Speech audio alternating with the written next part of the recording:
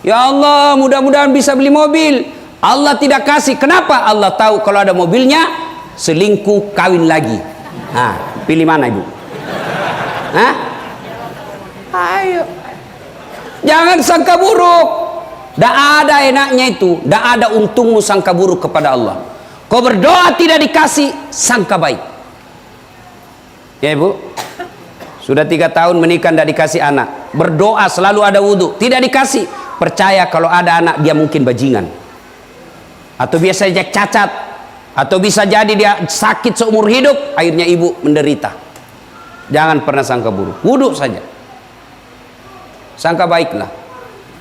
Ya, pernah dengar ceritanya sangka buruk? Jadi ada orang suami istri pak, sudah 7 tahun menikah dan belum punya anak.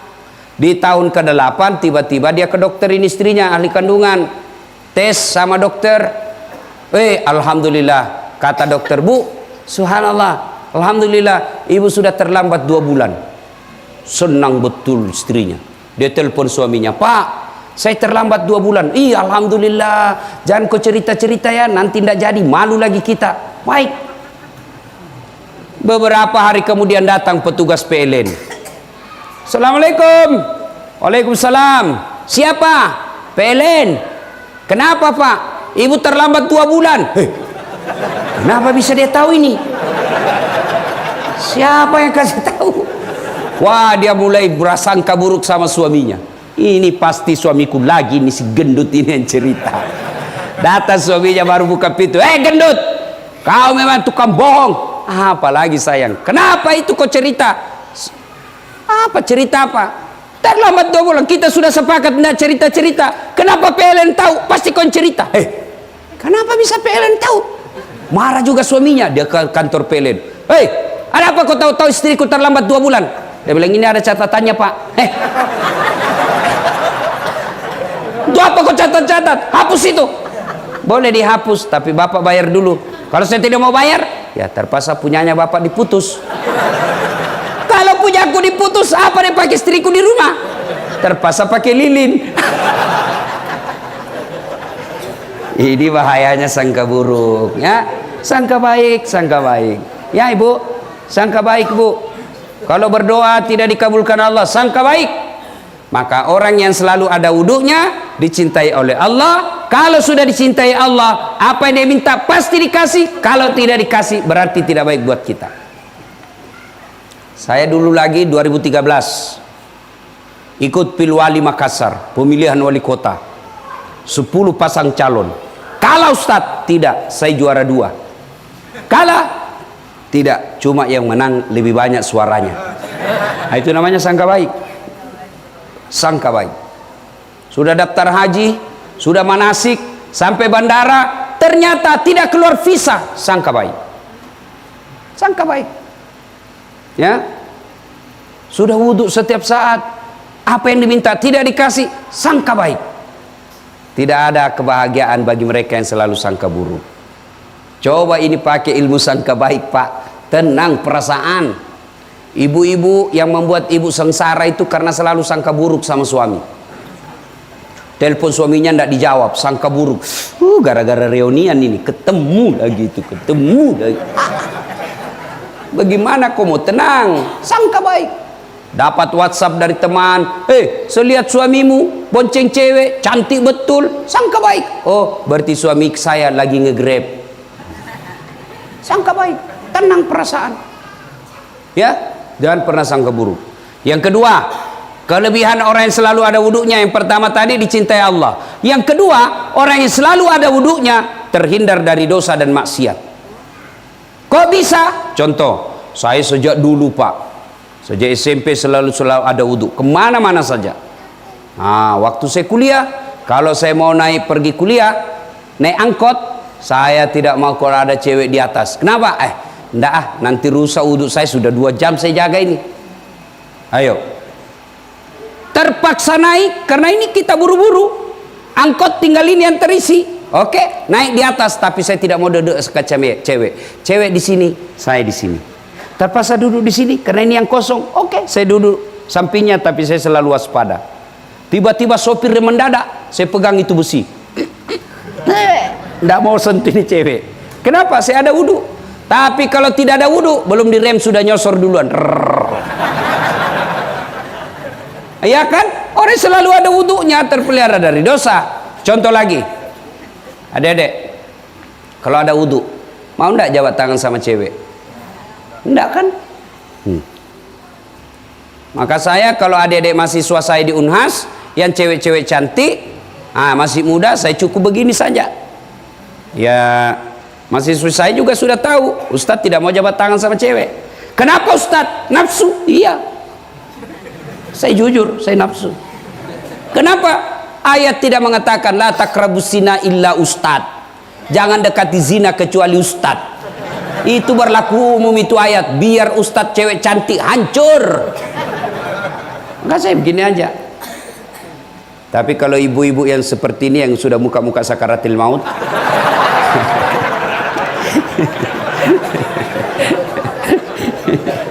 ya saya jabat tangan lah. Ya tidak mungkin sama saya nafsu sama ibu-ibu.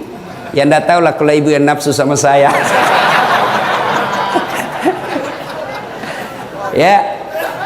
Ya. Coba kalau ada wudhu terpelihara dari dosa. Ya. Coba kalau ada wudhu, kita jauh itu tidak mau sentuhan. Itu menunjukkan kalau ada wudhu terpelihara kita dari dosa. Yang ketiga, orang yang selalu ada wudhunya, insya Allah terpelihara sholatnya.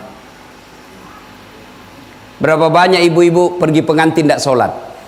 Gara-gara apa? Susah wudhu. Iya kan? Mukanya dia kira tembok, coklat, biru, abu-abu, krem, kayak orang sudah tumbuh lias listrik. Dia tuh, bulu matanya palsu, panjang, pipinya biru, palsu, bibirnya merah, palsu, matanya pink.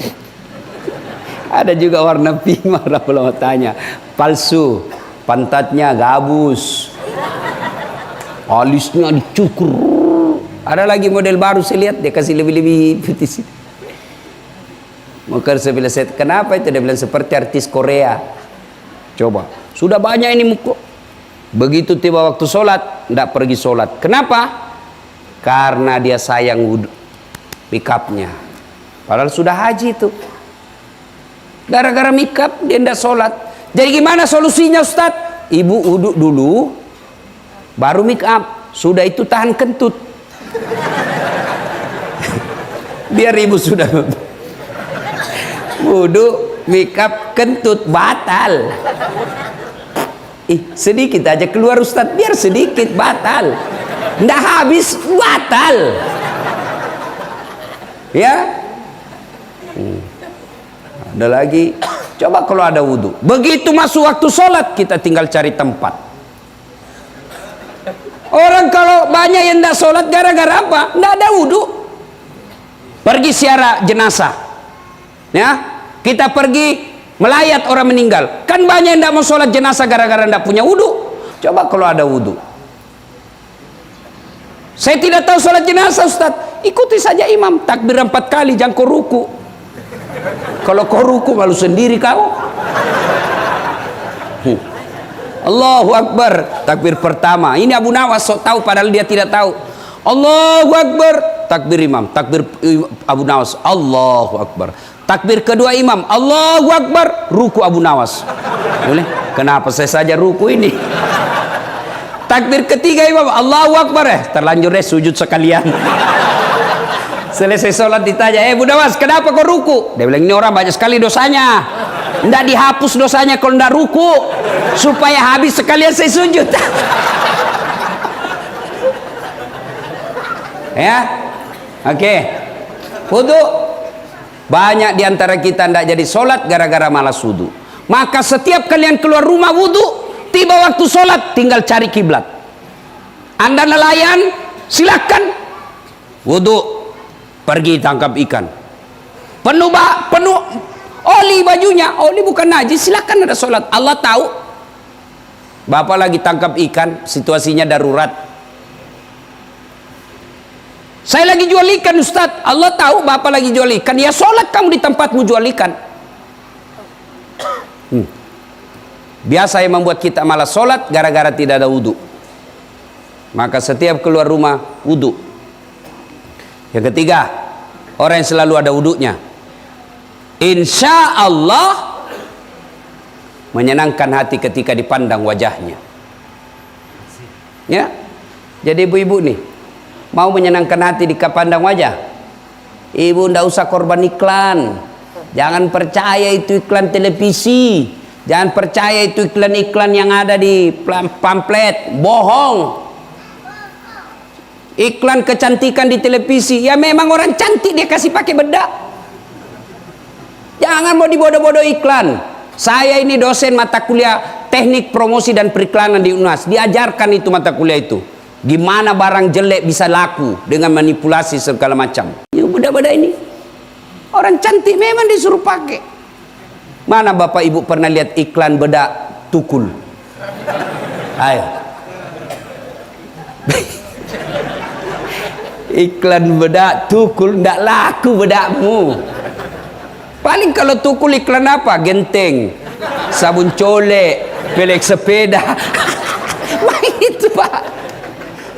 Maka jangan mau dibodoh-bodohi. Jadi kalau mau menyenangkan hati ketika dipandang wajah, yuk wudhu aja deh. Cuci muka 5 hari sekali, 5 kali sehari semalam. Bagaimana? Insya Allah mukamu bersih. Mana ada kita lihat ustadz jerawatan? Coba lihat. Ya ibu. Maka ibu-ibu ini tidak usah korban iklan. Iklan putih.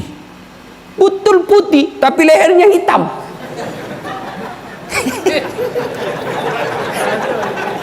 Hancur. Udahlah, lebih wudhu. Ya. Nah, ini yang pertama oleh-oleh kita. Biasakan selalu ada wudhu. Yang kedua, oleh-oleh kita hari ini. Setelah selalu ada wudhunya, yang kedua, setiap mau keluar rumah jangan lupa berpakaian islami. Mana pakaian islami? Apa yang mahal? Belum tentu. Apa yang mewah? Belum tentu. Lalu bagaimana pakaian menurut Al-Quran? Pakaian itu satu. Menurut Al-Quran, pakaian itu syaratnya satu, menutup aurat. Biar harga pakaianmu 7 juta tapi tidak menutup aurat, di depan Allah kamu tidak berpakaian. Mana aurat perempuan? Seluruh anggota tubuh kecuali wajah dan telapak kaki. Pakai jilbab Ustaz, tapi kelihatan betisnya. Dosa betis, tinggal betisnya nanti dibakar.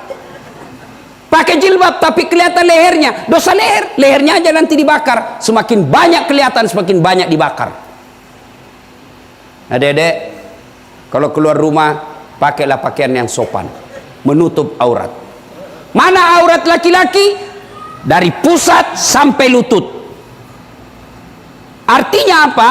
Bapak, adik-adik nih, dosa kalau keluar rumah, kau pergi main futsal, bulu tangkis dan lain sebagainya, kelihatan pahamu dosa. Sama hukumnya perempuan tidak pakai jilbab. Ada anak mahasiswa saya bilang, tidak ada nafsu lihat pahaku Ustaz. Siapa bilang? Siapa tahu aja janda-janda tua sudah lama tidak pernah lihat paha. Atau yang lebih parah, laki-laki nafsu lihat pahamu. Adakah laki-laki nafsu lihat paha? Banyak. Ya. Nah, jadi syarat pakaian pertama menutup aurat. Yang kedua syarat pakaian tidak mempertontonkan lekuk-lekuk tubuh. Nih banyak yang dilanggar. Dia pakai jilbab, dia tutup auratnya, tapi bajunya sempit. Sudah gendut, pakai baju sempit lagi. Pernah lihat buras? Apa di sini buras ya? Buras yang kalau mau lebaran beras dibungkus pakai daun pisang, ketupat, lontong. Kalau di kampungku buras ya, beras. Coba lihat itu kan diikat-ikat kan, diikat-ikat. Ini yang dia pakai, dia bawa Sainuddin dulu naik kapal buras. Coba lihat itu buras, biar dibakar masih kentara lekuk-lekuknya. Banyak perempuan pakai baju, pakai jilbab, tapi kentara lekuk-lekuk tubuhnya. itu haram. Kami ini laki-laki tergantung perempuan. Biar kami jaga mata, kalau kalian gentayangan habis amal kami. Maka tolong mari kerjasama. Kami jaga mata, kalian jaga akhlak. Saya kalau keluar rumah habis amal saya, Pak. Saya ngaji dulu sebelum keluar rumah, baca beberapa ayat, sholat duha, berdoa. Keluar rumah baru 1 kilometer habis saya punya amal. Kenapa? Sebelah kanan ketek, niat ke kiri dada, di depan kita paha, dari belakang semua. Dia bilang orang, kenapa lihat Ustaz? Ya pasti dilihat, barang bagus. Iyalah. Iya. Makanya Nabi bilang tutup, karena kalau kau buka merusak kalian. Coba ini. Kalau saya lihat anak-anak gadis sekarang, kadang-kala saya bingung. Hilangin namanya ini budaya malu. Kita itu orang Melayu, Pak. Bugis, Makassar, orang Melayu umumnya Islam. Dulu kalau ada cewek keluar, apa kita bilang? Siapa anak itu? Pemalu betul. Tidak ada kelihatan badannya. Cuma pakai apa? Ini sarung di atas, sarung di bawah. Ditutupin. Sekarang cewek lewat, siapa anak itu? Kurang ajar sekali. Tidak ada malunya, kelihatan semua. Coba bajunya anak-anak kita sekarang. Yang di atas turun ke bawah. Yang di bawah naik ke atas. Ketemu di tengah. Sempit, kecil, tipis. Kita yang setengah mati. Ayo. Coba lihat anak-anak kita sekarang. Kan saya lihat, apa itu yang dia pikir ibunya dilihat anaknya berpakaian seperti itu. Apa enggak malu ini ibu lihat anak gadisnya pakaian seperti itu? Ya bagus kalau anak gadis. Ini juga ada ibu-ibu sudah mau ada cucunya. Pakaian seperti ABG. Ditanya, kenapa ibu pakai begitu? Dia bilang, mau dia apa Ustadz? Dulu waktu saya kecil tidak ada baju begini. Ini namanya orang tua yang perlu dikasih STNK. Tahu STNK? Sudah tua nakal kembali. Coba, ya. Pakaian yang Islami itu menutup aurat. Yang ketiga, pakaian yang Islami, satu tadi menutup aurat, yang kedua tidak mempertontonkan lekuk-lekuk tubuh, yang ketiga pantas. Orang Bugis bilang Siti Naja, sepantasnya. Kalau saya pengurus masjid, pantas tidak saya berpakaian begini. Kalau saya sudah haji, pantas tidak saya berpakaian begini. Kalau saya pengurus majelis taklim, pantas tidak saya begini. Kalau saya anak ulama, pantas tidak saya berpakaian begini. Kalau suamiku ustadz, pantas tidak saya berpakaian begini. Tanya kepantasannya. Dan yang kelima, yang keempat syarat pakaian, indah. Alhamdulillah, Allah tidak melarang kita berpakaian indah, tapi syaratnya dia pada urutan yang keempat. Sayang seribu sayang, sekarang orang bikin pakaian indah nomor 1, nutup aurat nomor 14. Akhirnya apa? Nutup auratnya hilang. Maka Bu, kalau sayang sama anak, mau beli baju anaknya, bawa. Jangan dikasih duit. Nah ini deh, kau beli baju sendiri. Karena anak kita lagi kena pubertas, dia belilah baju yang seada-adanya. Ya, saya heran lihat ibu-ibu berikan kebebasan anaknya, kau beli baju lah nak. Namanya anak-anak, pertimbangannya belum matang, maka dibelilah baju yang tidak senonoh. Tapi kalau ditemani orang tuanya, anak mau beli, apa kata bapaknya? Nah, itu tidak sesuai syariat. Kalau kau mau beli itu, beli sendiri pakai duitmu. Saya tidak mau masuk neraka gara-gara itu baju. Ya, ini juga ini nih, adik-adik nih, terutama yang berat badannya berlebih, pakai baju kaos masuk masjid, celananya sempit, bajunya sempit, seada-adanya. Pas ruku mulai kelihatan, sujud kelihatan itu di belakangnya lubang pantat, rasanya mau ku kasih masuk lipan. Biasa sejengkel mau tubuhku pantat, apa ini? Kau tidak sah itu sholatmu, kelihatan pantatmu di belakang. Ya, ayo.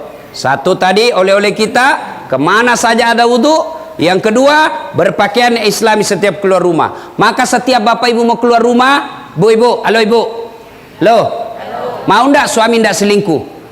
Mau? Gampang, suruh kemana-mana pakai gamis. Suruh pakai seperti ini, pakai songkok, enggak macam-macam itu.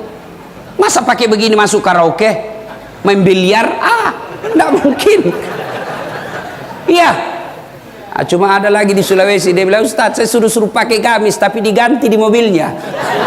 Sudah berarti memang itu tabiatnya sudah begitu. Ya, terutama bapak yang sudah haji, ya sudahlah, kemana-mana pakai identitas Islam kita, pakai songkoknya, pakai gamisnya. Saya rasakan, Pak,